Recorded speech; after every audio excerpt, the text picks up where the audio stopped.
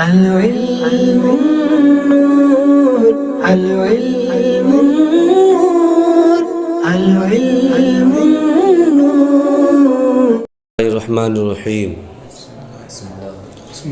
فصل 10ویں فصل اسم التفضیلی، اس میں تفضیل تعریف کر رہے ہیں۔ اسم مشتق من فعل لیدل علی الموصوف بزیادتی علی غیرہ۔ اسم تفضیل وہ اسم ہے جو فعل سے مشتق ہو، جو فعل سے کیا ہو؟ مشتق ہو۔ اور کیوں مشتق ہو؟ لیدل، تاکہ دلالت کرے اس ذات پر جو اس کے غیر پر زیادتی کے ساتھ متصف ہو، جو سنا اپنے غیر سے معنی زیادتی کے ساتھ متصف ہو، یہ بھی ہو جائے گا۔ یعنی آپ نے پڑھی تعریف کہ آسان لفظوں میں یہ سمجھو، اس میں تفضیل وہ اسم ہے جو معنی فاعلیت کی زیادتی کو بیان کرے دوسرے کی بنسبت۔ پوچھتا کہ صاحب اس میں تفضیل اور مبالغے میں کیا فرق ہے؟ تو اس میں تفضیل مبالغے میں یہ فرق ہے کہ اس میں تفضیل میں معنی فاعلیت کی زیادتی کو بیان کیا جاتا ہے دوسرے کی بنسبت، اور اس میں مبالغہ میں ایسا نہیں ہے کہ اس میں معنی فاعلیت کی زیادتی کو بیان نہیں کیا جاتا دوسرے کی بنسبت۔ کہا اکبر، اللہ اکبر من کل شیء، اللہ ہر چیز سے بڑا ہے، تو اللہ کا بڑا ہونا ہر چیز کی بنسبت زیادہ ہے، صحیح ہے؟ تو اس میں تفضیل وہ اسم ہے جو معنی فاعلیت کی زیادتی کو بیان کرے دوسرے کی بنسبت۔ یہاں پر تعریف کیا ہے کہ اس میں تفضیل وہ اسم مشتق ہے، کیا ہے؟ وہ اسم ہے جو مشتق ہو کس سے؟ فعل سے، لیدل علی الموصوف بزیادتی علی غیرہ، تاکہ دلالت کرے اس ذات پر جو اپنے غیر پر زیادتی کے ساتھ متصف ہو۔ یہ لغوی تعریف ہو گئی۔ وصیغتہ افعل، اس کا صیغہ کیا ہے؟ افعل ہے۔ فلا یبنى الا من الثلاث المجرد الذي ليس بلون ولا عیب، اور یہ صیغہ جو افعل ہے یہ جو بنایا جاتا ہے اسی کو بیان کر رہے ہیں کہ یہ جو بنایا جاتا ہے صرف اس ثلاثی مجرد سے بنایا جاتا ہے کہ جس ثلاثی مجرد کے اندر نہ ہی لون کا معنی ہو اور نہ ہی کوئی عیب کا معنی ہو، اس وقت اس میں تفضیل بنایا جاتا ہے۔ صحیح ہے؟ کیا ترجمہ؟ وصیغتہ افعل، اس کا صیغہ افعل ہے۔ فلا یبنى، یہ بنایا نہیں جائے گا الا من الثلاثی المجرد الذی، مگر اس ثلاثی مجرد سے لیس بلون، جو نہ لون کے ساتھ متصف ہے، ولا عیب، اور نہ عیب کے ساتھ متصف ہے۔ صحیح ہے؟ یعنی جس کے اندر لون و عیب کا معنی نہ پایا جائے۔ اگر لون و عیب کا معنی ہے تو وہ اس میں تفضیل نہیں ہوگا۔ صحیح ہے؟ اس کو صفت مشبہ کا نام دیتے ہیں، وہ اس میں تفضیل نہیں ہوگا۔ نحو جیسے مثال دے رہے ہیں، زید افضل الناس، زید لوگوں میں سب سے فضیلت والا ہے۔ فَإِنْ كَانَ زَائِدًا عَلَى الثُّلَاثِ أَوْ كَانَ لَوْنًا أَوْ عَيْبًا يَجِبُ أَنْ يُبْنَى أَفْعَلُ من ثلاثی مجرد لیدل علی مبالغۃ وشدۃ وکثرۃ۔ یہاں پر ایک بات بتا رہے ہیں کہ صاحب ثلاثی مجرد سے اس میں تفضیل کا صیغہ افعل ہے، اور اس میں ایک قید یہ لگائی کہ صاحب لون و عیب سے لون و عیب پر دلالت کرنے والا نہ ہو۔ صحیح ہے؟ اب بتا رہے ہیں کہ ثلاثی مزید جو ہے اس سے اس میں تفضیل آتا ہے یا نہیں آتا ہے؟ تو ہم جواب یہ دیں گے کہ اس ثلاثی مزید سے اس میں تفضیل نہیں آتا ہے۔ ہاں، اور دوسری بات یہ کہ لون و عیب سے بھی اس میں تفضیل نہیں آتا ہے۔ ہاں، اگر اس میں ثلاثی مزید سے اس میں تفضیل بنانا ہو یا لون و عیب سے اس میں تفضیل بنانا ہو تو اس کے بنانے کا ایک طریقہ ہے، وہ یہ کہ ثلاثی مجرد سے افعال کا صیغہ لے آئے جو شدت، کثرت یا قباحت، ان تمام یا تقویت پر دلالت کرنے والا کوئی اس میں تفضیل لے آؤ۔ پھر جس باب سے تمہیں اس میں تفضیل لانا ہو، باب افتعال سے لکھانا ہے، باب استفاض سے لکھانا ہے، باب افعال سے لکھانا ہے، بہرحال کسی سے بھی لکھانا ہے تو اس کے بعد مصدر منصوب رکھ دو، مصدر منصوب رکھ دو، جو منصوب ہوگا تمیز کی بنیاد پر. سمجھ آیا قاعدہ؟ سمجھ آ گیا؟ یعنی جس سے بھی اس میں تفصیل نہ آتا ہو تو اس کا طریقہ یہ ہے کہ ثلاثی مجرد سے افعال کا صیغہ، اور افعال کا صیغہ ایسا ہو جو تقویت پر، کثرت پر، شدت پر دلالت کرنے والا ہو، اس کے علاوہ نہیں. پھر اس کے بعد جس باب سے بنانا ہو، جس لون یا عیب سے بنانا ہو، اس کے بعد وہ چیز رکھ دو. ثلاثی مزید ہے تو اس کا کوئی مصدر رکھ دو، کیا اس میں تفصیل بن جائے گا.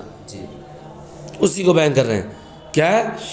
فَإِن كَانَ زَائِدًا عَلَى الثُّلَاثِ، پس اگر زائد علی الثلاثی ہو، یعنی ثلاثی پر کیا ہے؟ زائد ہو. او کانا لونن او عیبن، یا لون و عیب سے تعلق رکھتا ہو، تو کیا یجب ہو، تو واجب ہوگا ان یبنا افعلو، تو افعلو کو بنایا جائے من ثلاث مجرد، کس سے؟ ثلاثی مجرد سے. اور کیوں؟ لیدل، تاکہ دلالت کرے علی مبالغۃ، مبالغے پر، وشدت، شدت پر، وکثرت، کثرت کے معنی پر دلالت کرے. پھر کیا کیا جائے؟ ثم یذکر بعدہ مصدر ذلک الفعل منصوبا علی التمییز، پھر اس کے بعد اس فعل کے مصدر منصوب کو ذکر کیا جائے، یا اس فعل کے مصدر کو ذکر کیا جائے. اور کیسا مصدر ہوگا؟ وہ منصوباً، منصوب ہوگا. اور کس بنیاد پر منصوب ہوگا؟ اس کو بیان کر رہے ہیں علی التمییز، تمیز کی بنیاد پر. کما تقول، جیسے کہ آپ کہو گے ہوا اشد استخراجا واقبا حمرتا واقبہا عرجا. کیا ہوا اشد استخراجا؟ یہ کہتے ہیں ہوا اشد اجتنابا، ہوا اشد اکراما. یہ تمام کیا ہے؟ اس میں تفصیل ہو جائیں گے. یعنی وہ زیادہ سخت ہے بطور نکلنے کے. واقبہ حمرتن، وہ زیادہ قوی ہے کیا ہے؟ بطور سرخ کے، یعنی زیادہ سرخ ہے وہ. واقبہ عرجن، کیا ہے؟ کیا ہے؟ وہ زیادہ برا ہے بطور کجی کے، لنگڑا پن کے. صحیح ہے؟ تو اب دیکھو عرجن اور حمرتن، حمرتن یہ لون بدلا کر رہا، اور عرجن لنگڑا پن، یہ کیا عیب ہے؟ تو لون و عیب سے بھی اس میں تفصیل آ گیا. لیکن اس کے سے پہلے کیا آیا؟ ثلاثی مجرد سے افعالوں کے وزن پر کیا آ گیا؟ اقوا، اقبح، یہ تمام آ گئے. تب اس میں تفصیل بنانا درست ہو گیا. صحیح ہے؟ اب یہاں سے بتا رہے ہیں کہ اس میں تفصیل معنی کس کا دے گا؟ اس میں فاعل کا معنی دے گا یا اس میں مفعول کا؟ تو قیاس تو اس کا یہی ہے کہ اس میں تفصیل میں جو معنی پایا جائے وہ کون سا؟ فاعل کا معنی پایا جائے. کیا ہے؟ فاعل تفصیل کے لیے ہو. فاعل کس کے لیے ہو؟ تفصیل کے لیے ہو. یعنی اس میں تفصیل فاعل تفصیل کے لیے ہو، اس میں فاعل کا معنی دینا دے. لیکن کبھی ایسا ہوتا کہ اس میں تفصیل جو ہوتا ہے لیکن مفعول کا معنی دیتا. جیسا آپ نے علم سے وہ پڑھا ہوگا اشہر، وہ معنی مشہور، مشہور تر ہے نا، یہ تو معنی اسی کو بیان کر رہے ہیں. وقیاس ہو، اور اس کا قیاس ان یکون للفاعل، اس کا قیاس یہ ہے کہ وہ فاعل کے لیے ہو، یعنی اس میں تفصیل فاعل کا معنی دے. کما مرغا، جیسا کہ گزرا، یعنی گزشتہ مثالوں میں گزرا، اس میں معنی فاعلیت کی زیادتی کو بیان کیا گیا دوسرے کی بنسبت. اس لیے تعریف بھی یہی ہے کہ جس میں معنی فاعلیت کی زیادتی کو بیان کیا جائے. یہ نہیں کہا جس میں معنی مفعولیت کی زیادتی کو بیان کیا جائے. تو تعریف بھی فاعل کے ساتھ خاص ہے. تو قیاس یہ ہے کہ اس میں تفصیل کے اندر جو معنی پایا جاتا وہ اس میں فاعل والا پایا جاتا ہے. وقد جاء للمفعول قلیلا، اور تحقیق کے کیا ہے؟ مفعول کے لیے بھی آیا ہے، لیکن آیا تو ہے قلیل، آیا کم ہے. مثال دے رہے ہیں جیسے اعذروا، وہ معنی معذور تر. اشغلوا، وہ معنی مشغول، مشغول تر لے لیں گے. وہ اشہر، وہ معنی مشہور تر. صحیح ہے؟ یہ تو صاحب اس میں تفصیل کس سے بنایا جاتا، اس میں تفصیل کا صیغہ کس پر آئے گا، معنی کون سا دے گا، یہ تو تمام چیزیں ہو گئی. اب یہاں سے یہ بتا رہے ہیں کہ اس میں تفصیل کا استعمال کتنے طریقے سے ہوتا. تو ایک بات یہ سمجھ لو، اس میں تفصیل کا استعمال جو ہوتا ہے وہ 3 طریقے سے ہوتا ہے. اس میں تفصیل اضافت کے ساتھ استعمال ہوتا ہے، اس میں تفصیل کا کیا ہے؟ الف لام کے ساتھ استعمال ہوتا ہے، اس میں تفصیل کا استعمال من کے ساتھ ہوتا ہے. یہ 3 طریقے اس میں تفصیل کے، اس کے علاوہ نہیں. اور کبھی کبھی ایسا ہوتا کہ مفضل علیہ کو حذف کر دیا جاتا، جیسے اذان میں کہتے ہیں اللہ اکبر، تو اس کا مفضل علیہ یعنی اللہ اکبر من کل شیء، من کل شیء تھا، اس کو حذف کر دیا، تو یہ بھی حذف کر دیا جاتا ہے. صحیح ہے، میں کر رہے ہیں. وَإِسْتِمَالُهُ عَلَىٰ ثَلَاثَةِ أَوْجُهٍ، اور اس کا استعمال کیا ہے 3 طریقوں پر ہے. اما مضافن، یا تو کیا ہوگا مضاف ہوگا، کزید افضل القومی، یعنی زید قوم میں سب سے فضیلت والا ہے. تو یہاں پر اس میں تفضیل کس کے ساتھ استعمال ہے؟ اضافت کے ساتھ، مضاف ہے یہاں پر. اور معرف باللام، یا معرف باللام ہوگا نائب، جیسے زید الافضل، زید الافضل، افضل زید، زیادہ فضیلت والا زید. او بمن، یا اس میں تفضیل کا استعمال کس کے ساتھ ہوگا؟ من کے ساتھ ہوگا. جیسے زید افضل من امر، زید امر سے زیادہ فضیلت والا ہے. تو صاحب یہ تینوں طریقے ہو گئے کہ اس میں تفضیل کیے. اب یہاں بتا رہے ہیں کہ اس میں تفضیل کب ما قبل کے موافق ہوگا، کب مطابقت ہوگی، کب مطابقت نہیں ہوگی، کب مطابقت بھی ہو سکتی ہے، نہیں بھی ہو سکتی ہے، دونوں طریقے، وہ طریقے یہاں پر آئیں گے، بیان کر رہے ہیں. وَيَجُوزُ فِي الْأَوَّلِ الْإِفْرَادُ، اور اول میں الافراد، افراد جائز ہے، یعنی مفرد لانا جائز ہوگا. اور کیا جائز ہوگا؟ وہ مطابقت اسم التفضیل للموصوف، اور اسم تفضیل کا موصوف کے مطابق ہونا یہ بھی جائز ہے. صحیح نا؟ یعنی اسم تفضیل ایک تو یہ مفرد لانا، خواہ اس کے ماقبل تثنیہ و جمع ہو، واحد ہو، اس میں تفضیل واحد لایا جائے گا. اور ایک یہ اضافت والے میں، صحیح نا؟ اور ایک یہ کہ صاحب کیا ہے ما قبل کے موافق بھی لایا جائے گا. جیسا موصوف ہوگا، کیونکہ اس میں تفصیل ما قبل کے لیے صفت واقع ہوگا نا، تو جیسا موصوف ہوگا ویسے اس میں تفصیل آ جائے گا. یہ بتانا چاہ رہے ہیں. اب یہاں پر ایک اعتراض یہ کر سکتے ہیں کہ صاحب مفرد لانا کیوں جائز ہے اور مطابقت کے ساتھ لانا جائز کیوں ہے، دونوں طریقے جائز کیوں ہیں؟ تو بتا رہے ہیں مفرد لانا اس لیے جائز ہے کہ اس میں تفضیل جو اضافت کے ساتھ ہوتا ہے اس کو مشابہت ہے کس سے؟ اس میں تفضیل جو استعمال ہوتا ہے من کے ساتھ، اس سے مشابہت ہے. اور اس میں کیا ہے، اس میں تفضیل کا مفرد لانا واجب ہوتا ہے.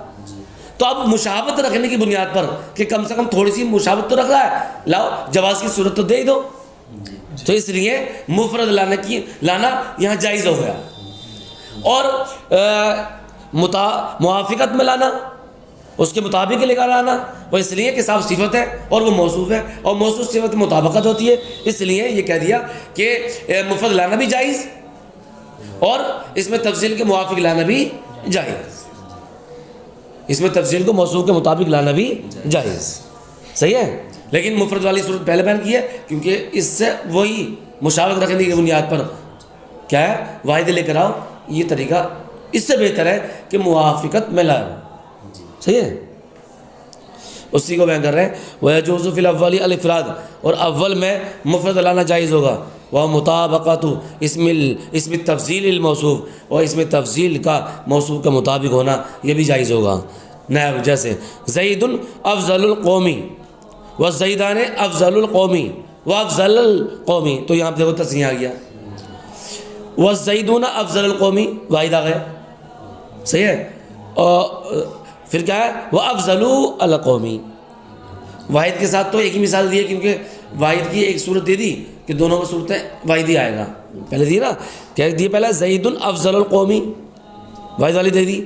اب کیا ہے والزیدان افضل القومی، تسنیہ کے ساتھ موصوف کیا تسنیہ ہے لیکن اس کی صفت کیا واحد آئی، تو واحد لانا بھی جائز ہے. بتائی دیا کیوں جائز ہے، اس میں تفضیل جو من کے ساتھ استعمال ہوتا ہے اس سے مشابہت پائی جانے کی بنیاد پر.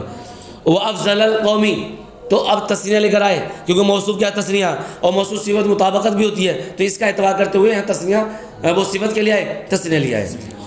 والزیدون افضل القومی وافضل القومی.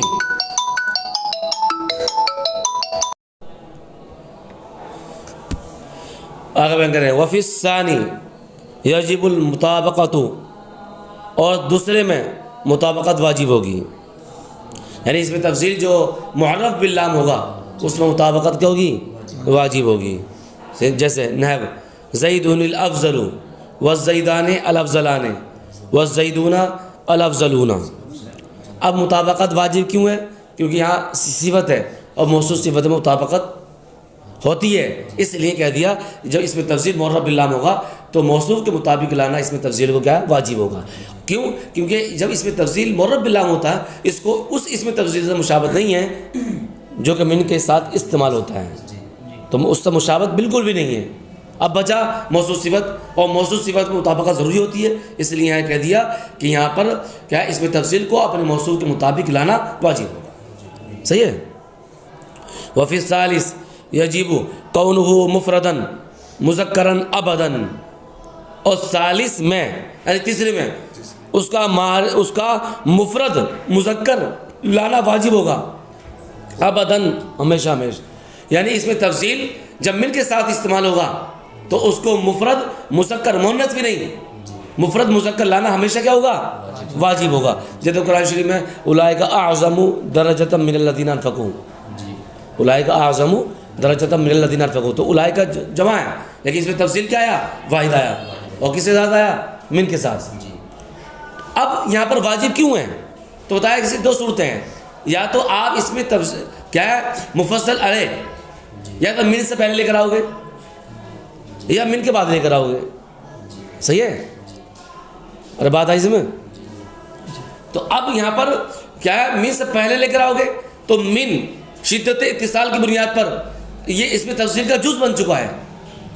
تو اب بیچ میں من سے پہلے لے کر آؤ گے تو اب اس میں تفصیل اور اس کے من کے درمیان میں فصل لازم آئے گا.